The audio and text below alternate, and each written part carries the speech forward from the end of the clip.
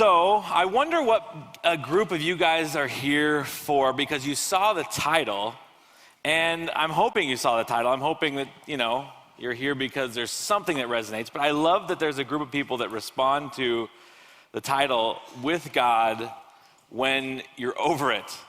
With God when you feel alone in a Christian subculture, which is pretty funny to admit because we are at Biola, which is itself a Christian subculture. So I'm really glad to see you guys. Good to be here. Just want to jump right in. What is a subculture? I want to define a subculture for you. It's a cultural group within a larger culture, often having beliefs or interests at variance with those in the larger culture. So we have a sense of what a subculture is, but I want to just get clear on what it is. A subculture is a culture inside of a larger culture. So we are Christians, we are university students, we live in America. Okay, that's kind of our little thing. That's our culture. But along with that comes a lot of beliefs and interests that are potentially unique from the larger culture. That is our subculture. So the question is, what are the things about our subcultures that make this experience unique inside the larger culture? In other words, Christian students, university students, Americans, what are the things that make us unique from other people that could say, I'm in college, I'm a Christian, I live in America? And I think when you consider Biola, what is the distinguishing factor about Biola that makes us unique? What are the unique things about our subculture? I think that it's clear, it's Frisbee golf, right? I have never been at a place where more people care more about the disc sports. It's actually weird. Can I just call this out? If you're like super into disc sports, I kind of don't really trust you very much. It's just kind of weird. I played Frisbee golf once in my life, and it was through this culture. I am a Biola alumni. And so my friends were like, yeah, let's go play Frisbee golf. You have to understand La Mirada golf, the Frisbee golf course at La Mirada is epic. It's the biggest one around. And so I guess in weird Frisbee golf subculture, this place is like Mecca, right? And so Frisbee golf, I'm like, yeah, let's go play Frisbee golf. I'm pretty good at throwing a Frisbee. They explained it to me, it's like golf. You try to throw a Frisbee into a target, and you got to do that in as few throws as possible. Golf with a Frisbee golf. Oh, okay, I'm down. I'm new at Biola. Let's go. Let's hang out with my new friends. I show up at La Mirada. I have a Frisbee that's been in my trunk for about 2 years. I pull it out. Now, this Frisbee was white. It was from the 70s.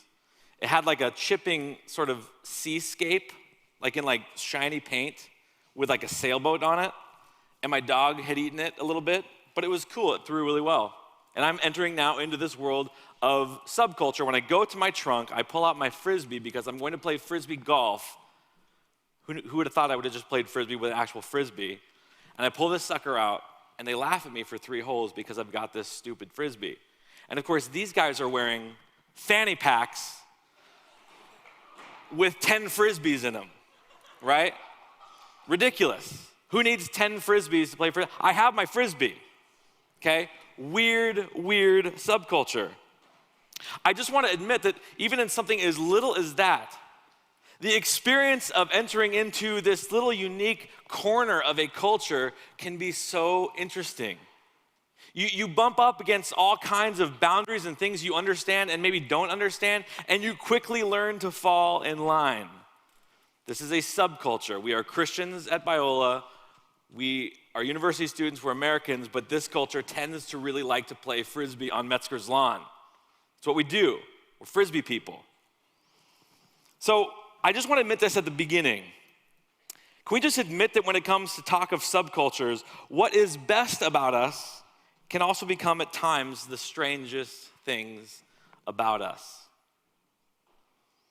And what is strangest about us can sometimes become the thing that separates us from others. And maybe you're here because you've experienced that, because you're sensitive to that. I feel that I'm in a subculture, and I feel that I'm separated from others, and I want to learn to deal with that. I want to find God somehow in the midst of that.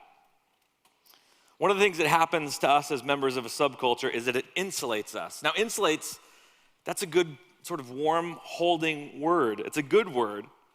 It's something that helps. A subculture can warm you and protect you and insulate you. But depending on the season of your life you can find yourself in, or whether or not you feel like you belong to a particular subculture, you may feel uninsulated, unkept, unsafe, unheld. And the subculture can blind you to the experience of the outsiders looking in. But depending on the season of your life, we can find a different way. When this happens, something important can happen to the very message that we, the ones that belong to a Christian subculture, something very important can happen to the message that we hold. We are the ones that called to be little Christs, little administrators and ambassadors of the gospel of Jesus Christ. And sometimes, just sometimes, people can become more aware of our subculture signifiers than of our message itself.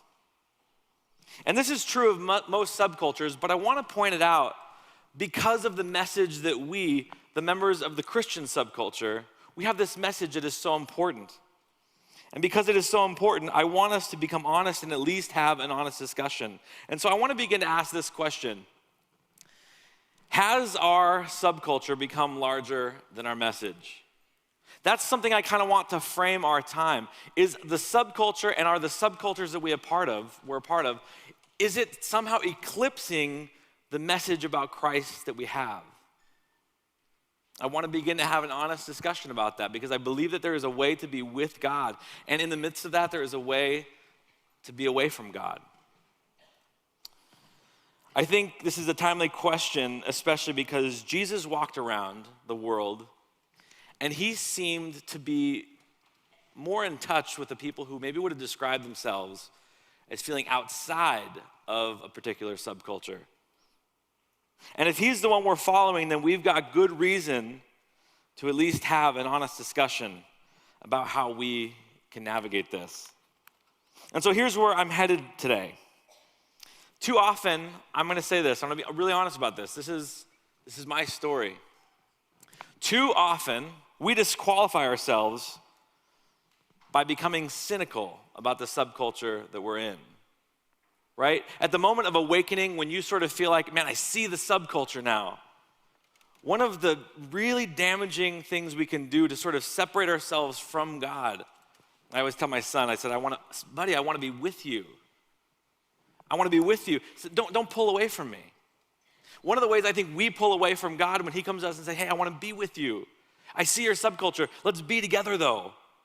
One of the ways we pull away from God is through becoming cynical. Cynicism is the easy way out. It is not productive. And cynicism only serves to insulate yourself with another subculture. This time a subculture of cynics. And it has all the rules and all the things that go along with subcultures. And so if you have become a person in the cynical subculture, they won. They won. My hope for our time today is that we can be honest about some of the quirks and the hard to understand things about this subculture. Maybe laugh at ourselves a bit. But I also think it would be good not to just land there and stay there, but it'd be good for us to be honest about some of the things that we no longer see because we are so deeply maybe in this subculture.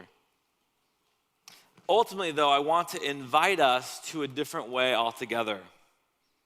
I want to invite us towards constructive and thoughtful engagement rather than settling for the easy way out of cynicism.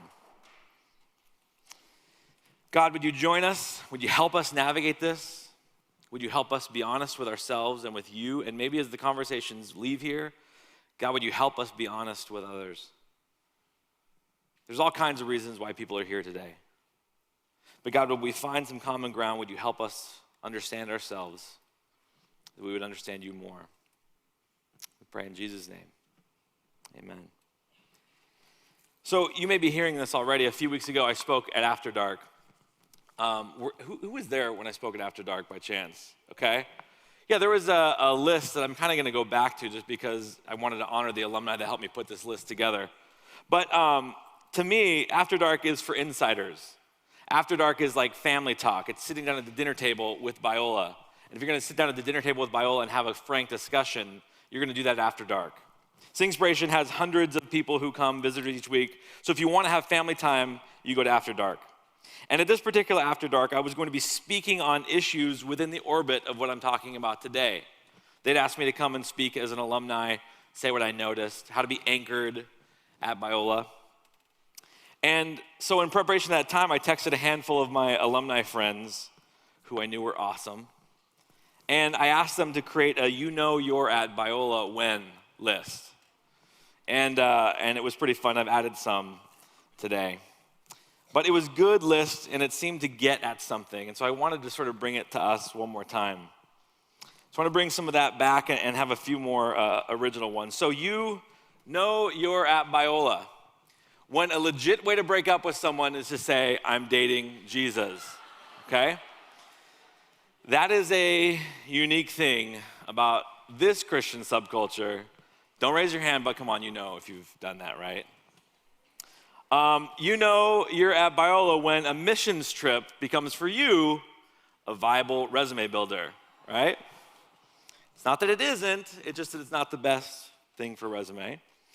You're at Biola when you're legitimately considering not moving off campus because you still go on guy rads.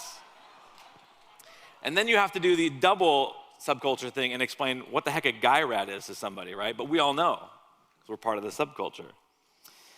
You're at Biola when the term athletic is reimagined to finally mean I'm pretty good at Frisbee golf.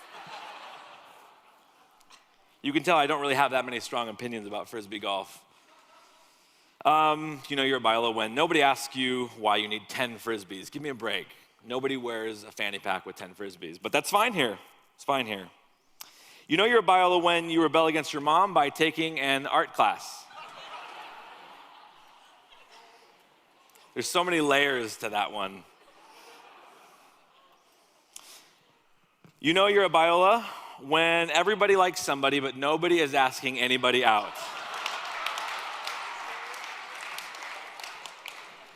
I'm just saying, it's true. Everybody's talking. Everybody in here probably has some sort of level of feeling for someone, but are you going to do anything about it? No. That's us. You're at Biola when you realize that you're friends with everyone, but actually no one. It's kind of a sad one, right? But think about it. We're huggy people, right? We're huggy. We see each other, we're like, hey, good to see you. And then, just be honest, if you hugged somebody and been like, hey, good to see you, buddy, who is this guy? That's us. That's what we do. It's Biola. Friends with everybody, but actually no one. Well, we're friends with some. You're at Biola when playing acoustic guitar is all the proof she'll need that you'll make a great dad.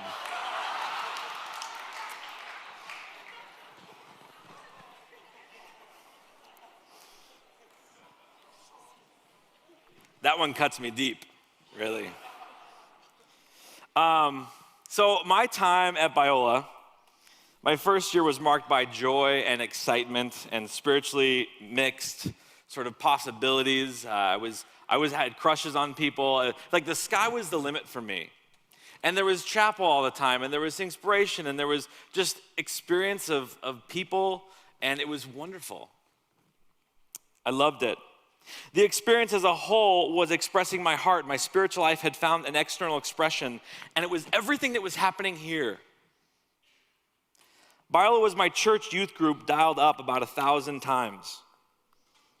To be specific, those subculture things that were taking place that were wonderful for me were chapel, guy rads, Bible classes, all of the rituals in the calf. There's rituals in the calf. even the unique idiosyncrasies of having the luxury of assuming. Think about this, what we get to do here. We get to assume that everybody we talk to believes approximately the same thing that we believe.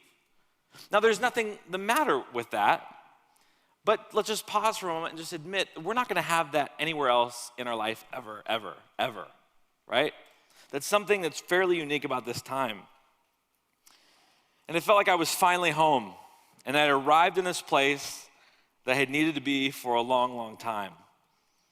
And I assumed that once I was here, I would always be here, that I'm home now. I'm going to set up camp. This is who I am now. This is now my new experience of God and his people. And then something happened, and it's for another talk at another time, but something happened for my second year. And it was as if all the passion and the experience of the corporate world here at Biola just drained. It was as if somebody had a cork on my heel and they just took that cork out and it all just drained out. My passion was gone. And what happened was that the subculture itself then started to sort of feel not just, I wasn't neutral about it. Now all of a sudden I was starting to feel kind of angsty about it, like angry about stuff. Stuff that was just sort of like, come on, Chad, just let that go. No big deal. That's their experience. Let them have that experience. No, I couldn't do that. I sort of had to sort of justify this in my heart of what was going on and why I wasn't experiencing it. And I was experiencing jealousy, but instead of just admitting that to myself, because apparently other people had access to feelings of God's presence and I wasn't feeling it as much. And so instead of just going, wow, God, I want to be with you in that. What's going on? Are you inviting me to something? I didn't do that. No, I got angry at them, and I got angry at God, and I sort of shriveled up and became the cynic.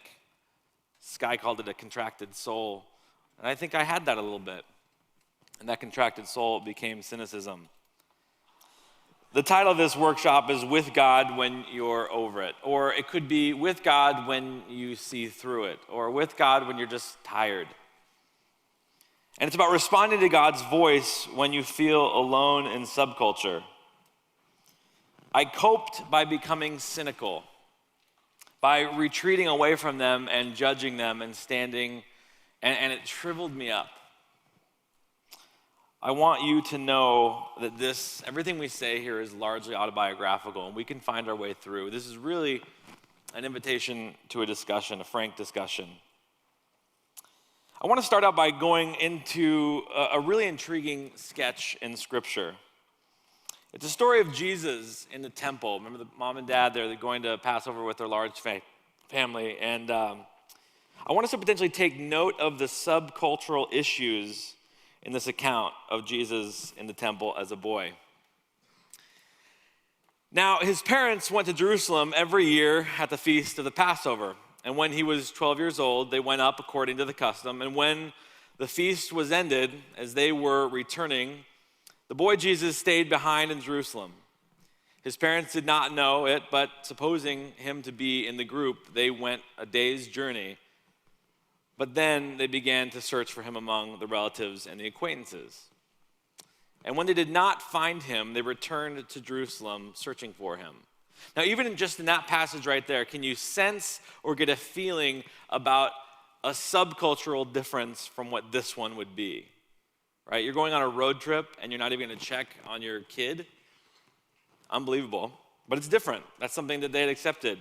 So after 3 days, they found him in the temple, sitting among the teachers, listening to them and asking them questions.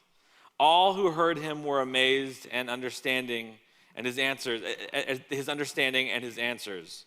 And when his parents saw him, they were astonished.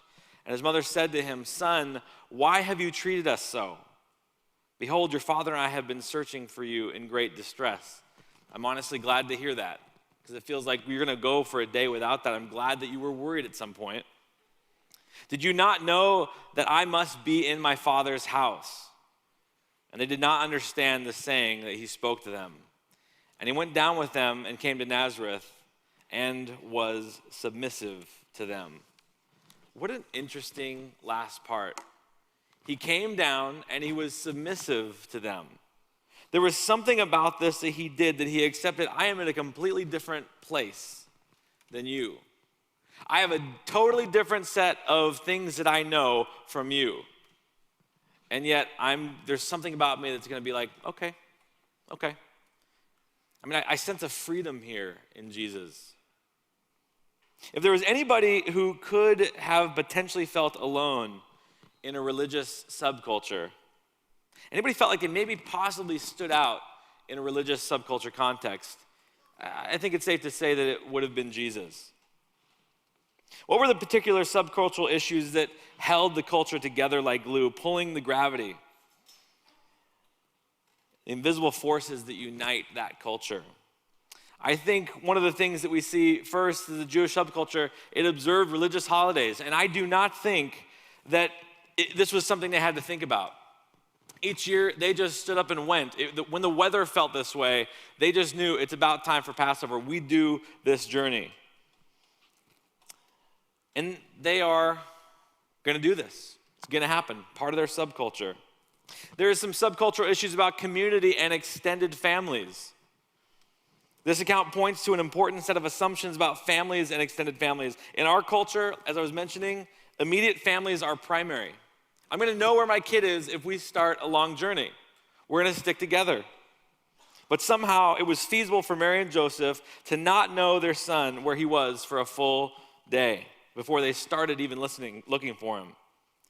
The assumption here is that he was with the extended family and the community, and somehow there was just an assumption of safety in that. Joe Hellerman, who teaches New Testament in Talbot, he speaks about the difference of a strong group culture as opposed to our culture, which is a radical individualistic culture. A strong group culture, your kid's good, okay? But there's a difference there from us. This culture reflects some differences in what people believe about gender. As it gets to the priest, they're men. The wise people, the respected people are men. Women are not as respected, held in the exact same kind of esteem. But also there's differences in age. There's expectations about age. What was special about Jesus? That he had memorized Torah? That he could reflect to them that he had memorized it? There was an Israelite saying that before 6 years of age, let your child play. But after 6 years of age, it's Torah, Torah, Torah. By the time he was 12, he had memorized Torah indeed. By 12, everybody in Israel had memorized Torah. All 12-year-olds had cycled through Torah 6 times by the time they were 12. It's called the daily portion, the prophets and the Torah. Every Jew memorized it, and if memorized it, but were not exceptional at understanding and being able to apply things from Torah, then you were invited to take on a trade. So in this culture, you could assume that your plumber was an expert, that he had memorized Torah, but that he wasn't exceptional and set apart at understanding Torah. And so this expert in Torah, in any other setting, would have been invited to take a trade. The 12 disciples had undoubtedly memorized Torah by the age of 12, but they weren't publishing papers and journal articles, and so they were invited to become fishermen. It was not astounding that Jesus had memorized Torah. It was that he was a genius at analyzing it, analyzing the significance of the mysteries and the nuances in Torah. These men had analyzed this practical feet-on-the-ground reality of Torah for their entire lives, and they were with this exceptional 12-year-old who was astounding them, it said. Jesus didn't show promise as a 12-year-old. He was a clear genius, a standout. He found himself outclassing old men. I guess what I'm saying is that if anybody would have had the right to feel isolated inside of a spiritual subculture, it's Jesus. This had nothing to do with the rituals. It's difficult to understand, but Jesus was set apart. One of the things I think we can look at Jesus is he took a trade. He submitted to his parents when they came looking for him, but he took a trade.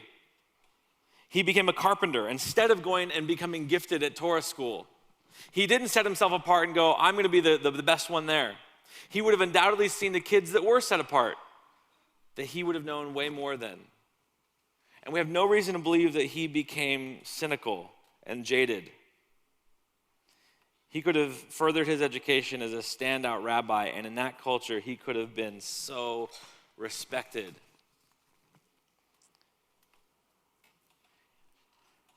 One of the things I think we're faced with is we're talking about what it is to be with God inside the subcultures for which you may have seen the backstage. Being with God inside a religious subculture is no small thing. Surely Jesus is our model for how to navigate this well and to remain open-hearted and thoughtfully constructive and engaged in that subculture. He didn't stay cynical. He thoughtfully engaged that culture and took all that he knew and invested back into the culture. And so we're faced with the question, how can we do this? So one of the things that we do, and you'll notice this too, one of the things that we do is we scan the subcultures that we find ourselves in. With expert precision, we enter into a room that is a new subculture, and we quickly evaluate the likelihood of whether or not we will be successful inside of this subculture. We kind of assess what we have, what is happening in front of us. I think I can do that. Yeah, I'm going to give it a shot. This is what happened at SOS. This is what happened as you jumped into this community, this subculture. The church you're going to now, there was a decision you made. This is a subculture I think I can be successful in. Imagine yourself going to a convention where there's a group of people who identify deeply with a whole set of rules that you don't yet know. So you're going to a Star Trek convention. Are you going to pick up on some unique subcultural issues? People wearing Klingon masks, right? Speaking Klingon. You're going to sort of go, I don't know if I can do that, and you're probably going to make a decision, it's not really my thing, right? Comic books or video games or whatever. There are these places where there are these unique things that are happening. I find this in my kids' sports. They are, you get into these teams. My daughter has been doing Irish dance for a couple of years, and there's such a weird little culture that goes along with Irish dance, and sometimes I have to drive her, and I walk in, and all these parents are sitting there, and they know all the rules, and I'm sitting there going, I don't know any of the rules, right? I feel so out of place. We do it here, we do it at church, we do it everywhere.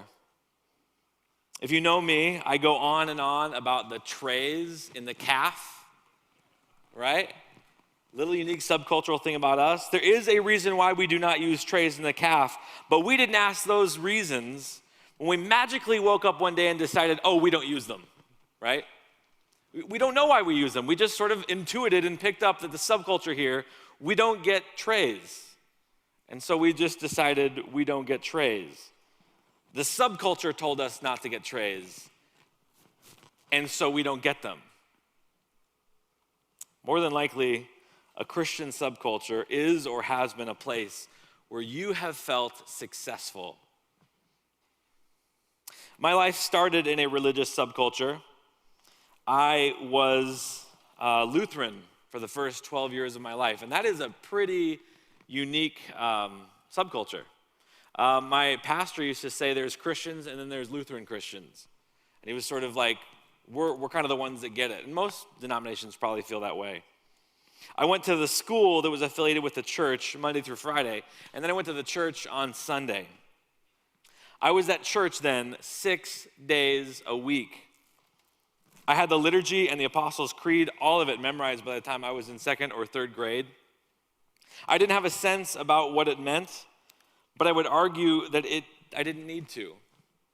Those years were about something else. It had nothing to do with me understanding something. It had more to do with feeling like I belonged. Things that I remember from those years. I remember my dad's distinct breath coming back from taking wine at communion. You know, you have to whisper in church. And so we'd come back down, we'd settle back, and we'd come up on the stage, take communion, and my dad would whisper something to me. And I just knew it was that smell that my dad has just taken that little bit of wine, and it makes his breath smell that way. If I concentrate, I can still smell that church. I can still see the stained glass up there. And I can remember the experience of hearing a man's voice droning on in the background about something about the Bible. And I'm looking at the stained glass, and I'm squinting my eyes, watching to see how the light changes when I do that. Again, this is not about insight. This is not about coming into some deep understanding of God. This is me feeling like I belong in a subculture. Not about comprehension. Those experiences of church squarely convinced me that I belong in church on Sunday. And for me, for the rest of my life, this was never going to be a stretch. When I had a family of my own, I wasn't going to have to be convinced that I needed to be in church. These were good years. There was good stuff happening by being part of that subculture. Crucial years. I remember feeling one of those random reflective moments. I had to have been like 10. I don't know where I would have had this capacity to do this, but I paused as I was walking on that church campus from here to there. And I paused, and I remember thinking to myself that I felt centered and grounded in the universe when I was at that place. It was where I was at home when I was not at home. Ritual, routine, feeling grounded. Notice that it's not about comprehension. And also notice this, that you are currently in a situation right now that is an institution that mainly is about comprehension. And in this situation, it's easy to sort of diminish the impact and the meaning of those early experiences that led our hearts to feel like we belong. When I was 12, I transferred over to a Baptist youth group because Lutherans literally just didn't do youth group. So we had friends that went to the Baptist church, and that's kind of how that started my path to come to Biola, actually. From 12 to 20, I went to a Baptist church.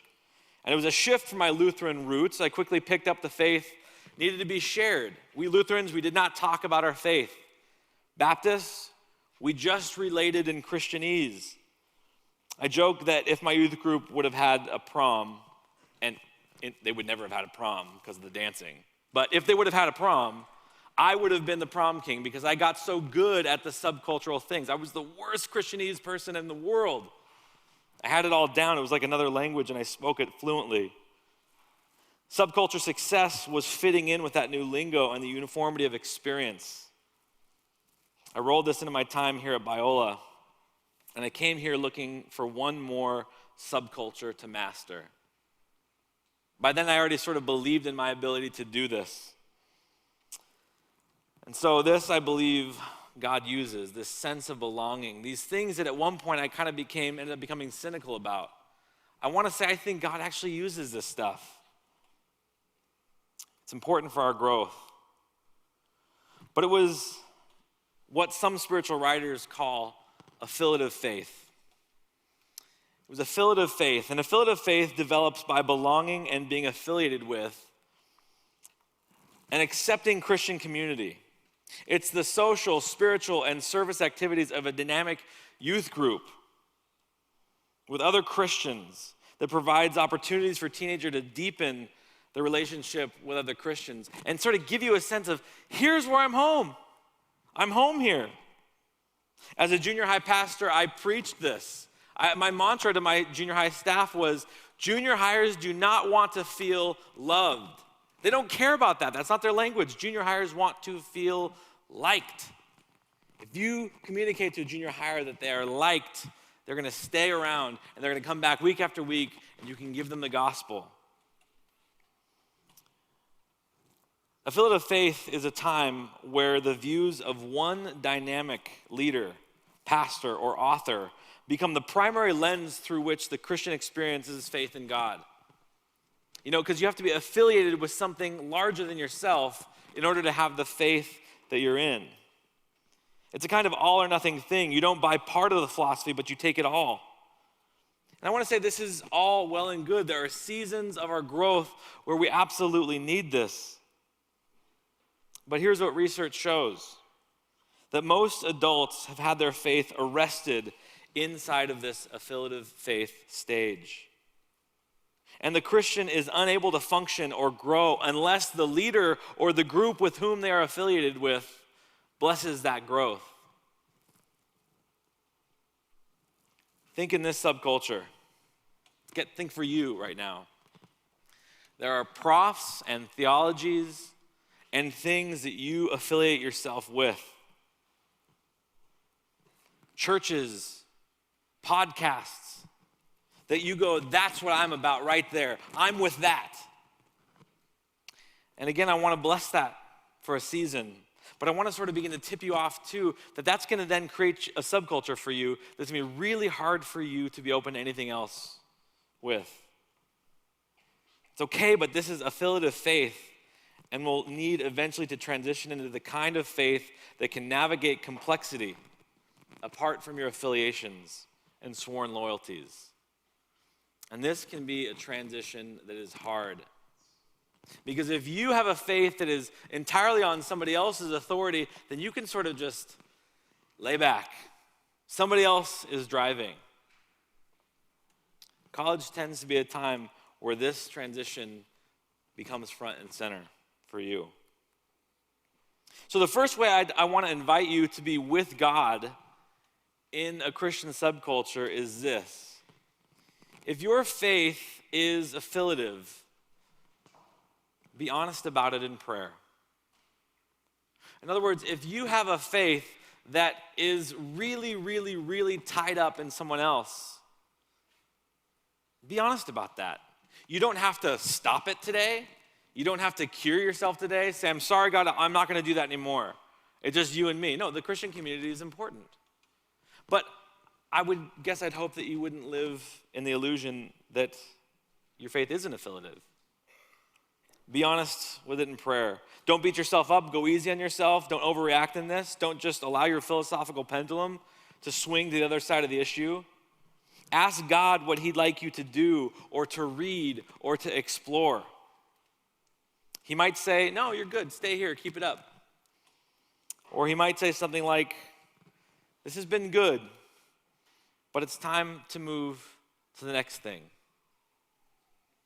It's God's desire that you would be a growing person.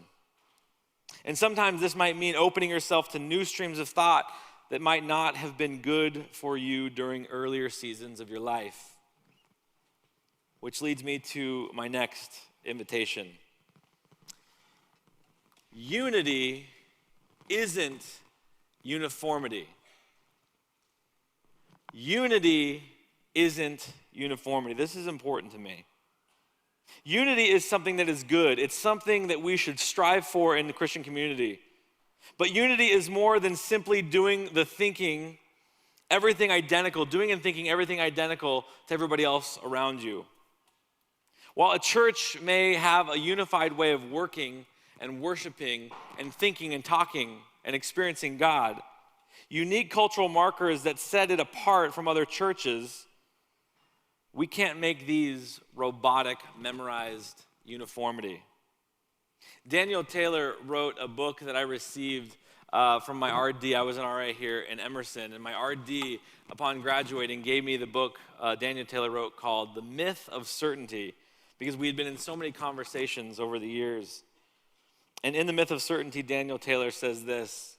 He says, legalistic authoritarianism shows itself in the confusion of the Christian principle of unity with the human insistence on unanimity. And I'm using the word uniformity, but it means the same thing in this case as unanimity.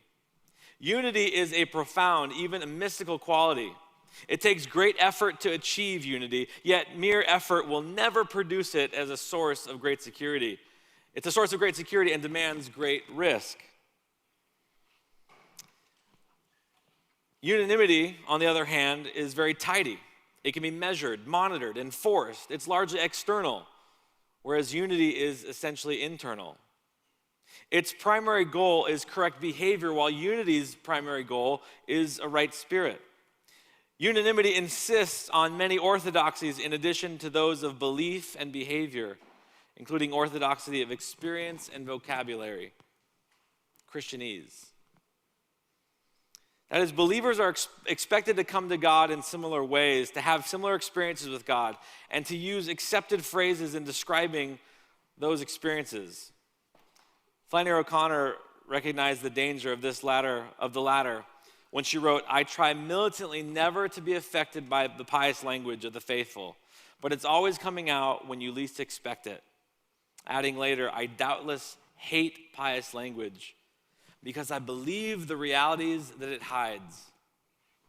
We take, for instance, the phrase that we love to hate, let go and let God.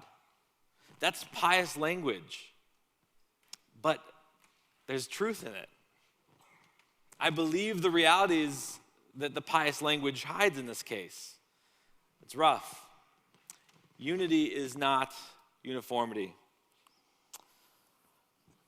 Another invitation I want to sort of present to you in the midst of this is that you would take the time to learn the right questions rather than quickly memorizing the right answers. So just take a moment to read that. I want you to take the time to learn the right questions rather than to quickly memorize the right answers. One of the marks of arrested affiliative faith is when a person is not able to tolerate or savor good questions, but they're rushing to insight and to the quick memorization of answers. You know, quickly memorizing right answers is not wisdom. Sitting with a question for a long time, that's the kind of thing that leads you into an answer and brings wisdom. Like when really complex issues and really smart people have been debating for thousands of years, when an issue like that comes up and you just basically ask the question, well, what does this person believe? I'm going to go with what that person believes. Never mind the millennia of debate. I'm with that person. The only question is, what does my group or what does my leader think? If that's the case, then you are interested in memorizing the right answers, not sitting with questions. Processing gets shut down. Never has there been more true for me, this one, than being somebody's husband and being somebody's dad. This is my family in Yosemite. And man, these people are, I guess I could read books on marriage and I could read books on parenting and I could memorize all the answers. And I would still totally miss this crowd.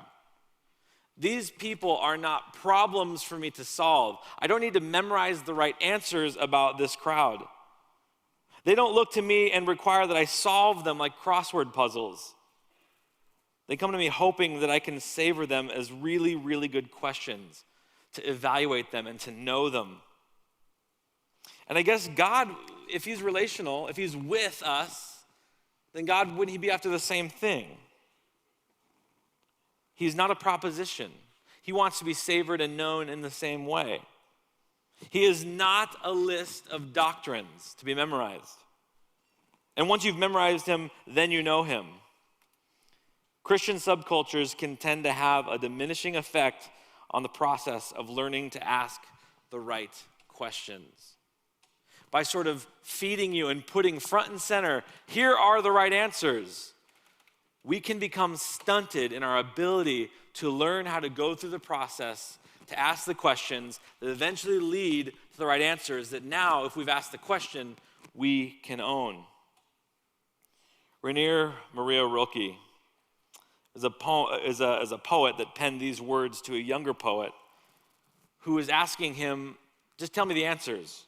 How do you grow up and be a man? How do you grow up and be a good poet? Just tell me the answers. And Rainier said this, I want you to be patient. I was going back. I want you to be patient towards all that is unsolved in your heart and to try to love the questions themselves like locked rooms and like books that are written in a very foreign tongue. Do not now seek the answers which cannot be given you because you would not be able to live them. And the point is to live everything. Live the questions now. Perhaps you will then, gradually, without noticing it, live along some distant day into the answer. Live the questions. Is it possible that we are in the unfortunate position of having answers to questions that we have never actually asked? Is that possible? You see, a subculture fills in all those blanks when it's at its worst. The subculture says, no, this is what we believe. You don't have to process to get here. Just take what we are. This is who you are. And we're not learning to ask questions. There's a fundamental art form to it. When a subculture expects you to know answers to questions you've never really asked, I want to invite you to slow down, to keep calm, and to carry on. Stick with the question. Learn how to ask it. Get around people who are asking the questions well. My final invitation is to move away from cynicism. Move away from cynicism at all costs, as if it's poison ivy, as if it's something that is so devastating and so going to trip you up and so going to keep you from what you're supposed to be going to in this time. God is asking us to grow. If you have become a cynic, then all you have accomplished is joining a new subculture of cynics. You are not original. You are not taking your place. When I was a cynic, the most devastating thing was that I found myself on another team now of people who had our own subcultural markers that I had to learn and keep in step with. God is asking us to grow, and he has given us a subculture to hold on to for a time. But if you now find yourself sort of over it, instead of moving towards cynicism, consider it God's invitation that you can now move ahead and grow and stand on your own two spiritual feet. Is it possible that it's God assessing you, knowing you? You're not a problem to be solved. You are a question to enter into. And as he is knowing you, he says, hey, I think it's time. The subculture for you has been so good. But it's time. You can kind of come away from this subculture now because I want to take you on a journey. I want to take you into a new place that you can't go if you're still attached in that affiliative faith. Come with me. It would be so devastating if right at the moment when God was asking you to grow in this new, fresh, mature way, we cover it up and hide it with cynicism and fear. Man, I got stuck there for years. C.S. Lewis in Screwtape Letters, if you've read it, you know that it's one demon writing to his nephew demon, trying to tell him how to be a good demon, how to be a good tempter. They want to develop a strategy to sort of take people away from God. And so when it comes to people's passions and joys, and maybe the subcultures, Screwtape says this about God. He says, God is prepared to do a little overriding of their wills, of their joys, of the good stuff in their life. You know, the good things that we succeed at in these subcultures. He says, God is prepared to do a little overriding at the beginning. He's going to set them off with communications of his presence, which, though faint, seem great to them with great emotional sweetness and easy conquest over sin.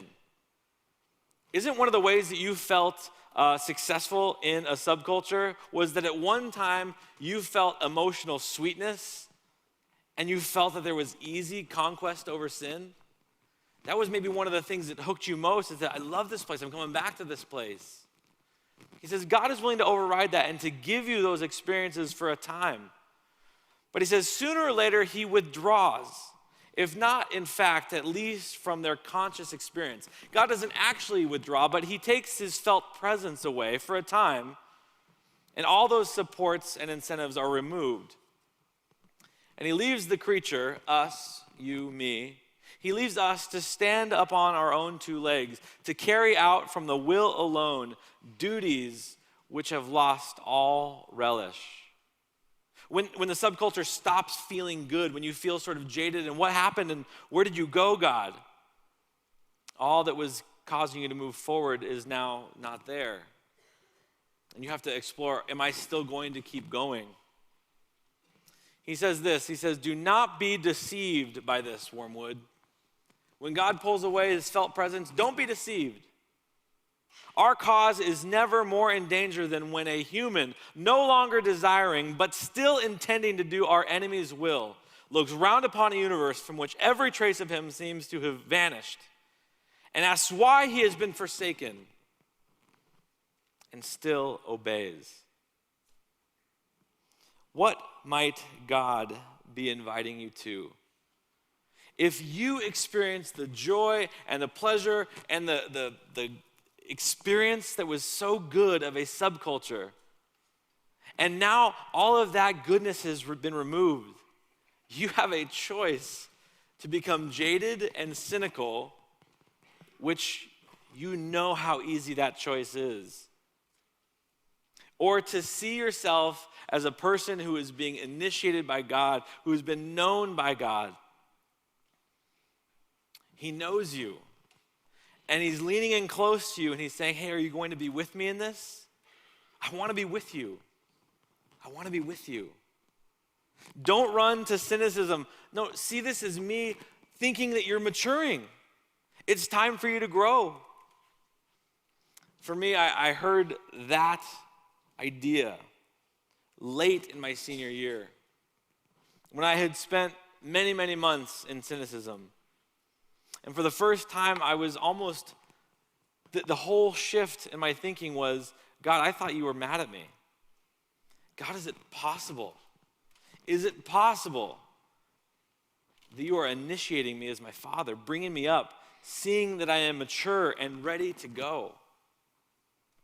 How sad would it be if we threw all of that away because cynicism comes so cheap? We hope you enjoyed this message. Biola University offers a variety of biblically centered degree programs, ranging from business to ministry to the arts and sciences.